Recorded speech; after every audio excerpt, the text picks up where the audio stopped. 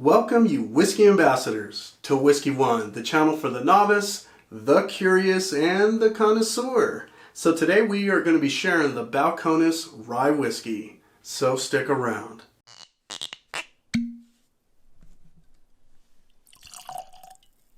Balcones Rye. Man, I gotta say, I have an affinity for Balcones at this point.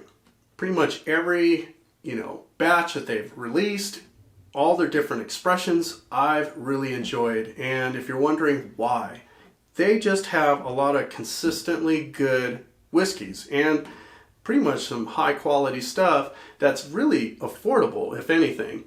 And that's really going to probably make or break a decision for most whiskey lovers or those that are curious on what to get. Is if it's affordable and you know it's got good quality, that's probably going to be something that you at least try out, even if you know nothing about it. Right? So let's talk about this. But before we do, let me mention a few things. We have our presence on Instagram and Facebook, so check us out. Hit us up and subscribe to the channel. Of course, if you're new to Whiskey One and you haven't already subscribed, make sure to do so and turn on that bell notification so you know the next whiskey review or tequila review we drop, you get notified. All right, so let's go ahead and dive in. This is bottled at 50% ABV. So I think that's a pretty consistent ABV for most ryes that are out there that are going to be really high up there in quality, and they're not really scaling back and trying to water these things down.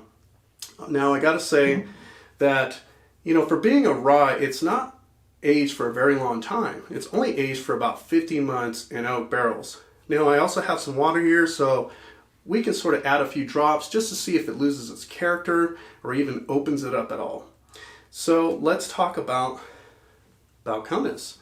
Before I dive into the nose, one thing I want to mention is these guys are located out of Waco, Texas. And even though they're sort of a new distiller to the scene, they haven't been around for 100 years or anything like that. They're one of the first folks to actually distill in Texas, and they're gaining a lot of notoriety just because they don't fool around. They put out good quality and affordable products. And whiskeys for me have to, have some kind of, benchmark. There's got to be something that sets themselves apart for me. Really, that's why I choose the whiskeys that I do. And that's why I'm sort of gravitating towards Balcones at the moment. And they are one of my favorites. So let's talk about this whiskey. Now this is made from 100% rye mash bill, but it's got a combination of different ryes from my understanding. They have crystal, chocolate, Elbon, and they even have roasted rye. And when you have all those different characteristics and those different ryes that are in your mash bill, you're going to get something a bit unique and really interesting. So let's go in for a nose. So on the nose, it's got a ton of complexity, and that's why I really like this particular rye.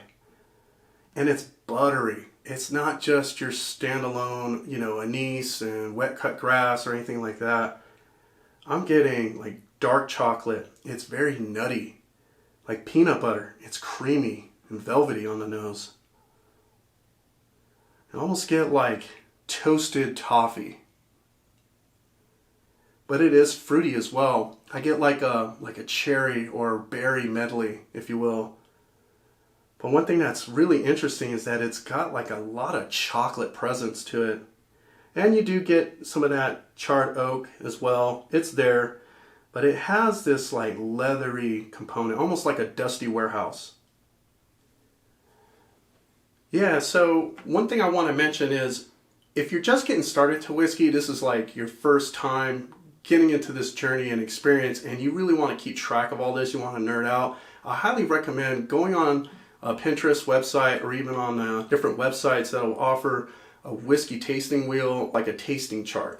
That's really going to help you start to build up your palate and start to figure out like what are the things that you like and really how your palate shifts from time to time. You'll notice that if you tried a whiskey a couple years ago, you go back to it, it might come off a little bit different, or you might be able to pick out some other things that you didn't otherwise pick out the first time around. So I highly recommend that. Let's dive into this taste. Can't wait.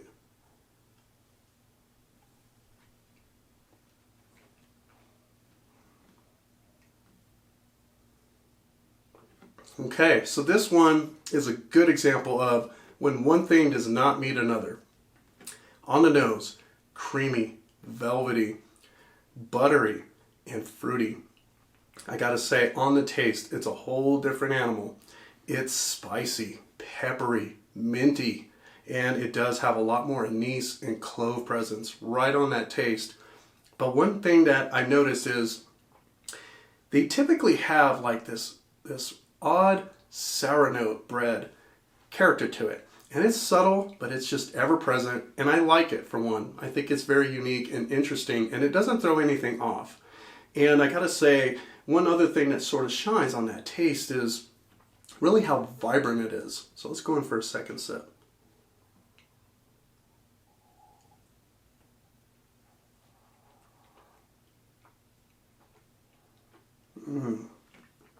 This is chewy.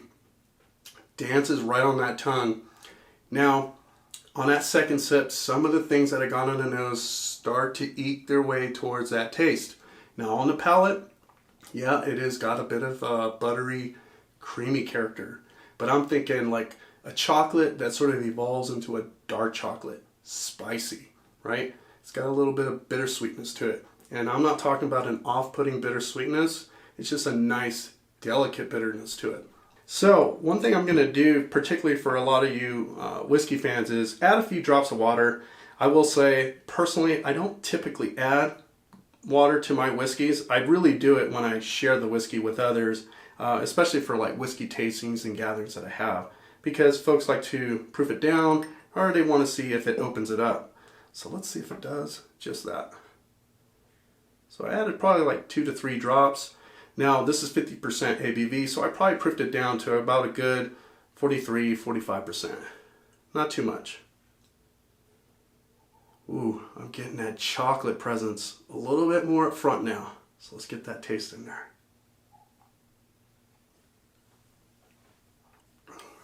Oh man, that did open it up ever so slightly, but it didn't lose any of its character.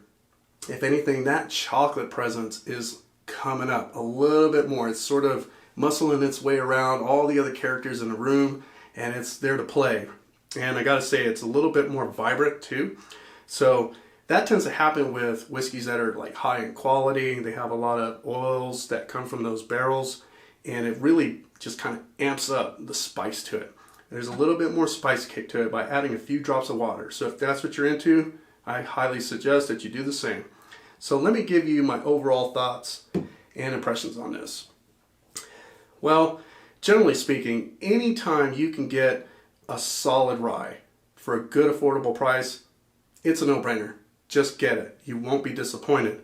Now, if you're new to Balcones, you never tried a Balcones before, I do highly suggest that you give them a try. This has got just a ton of stuff happening in this bottle. And if you're a rye head, particularly, you're going to want to grab a bottle like this and have it at your bar. For retail, you can find this for about 35 to 45 bucks.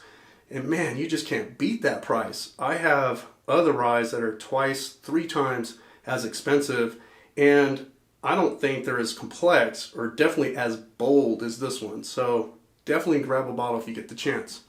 So overall score, 4.5 out of a 5. Lots of complexity, very unique, lots happening here, and overall affordability, you just cannot beat that. Now, if you are new to Whiskey One, we really appreciate you taking time to stop by. If you're a returner, thanks for coming by again. And here at Whiskey One, we always leave with this. Whiskey One, it's about the one you enjoy. So cheers.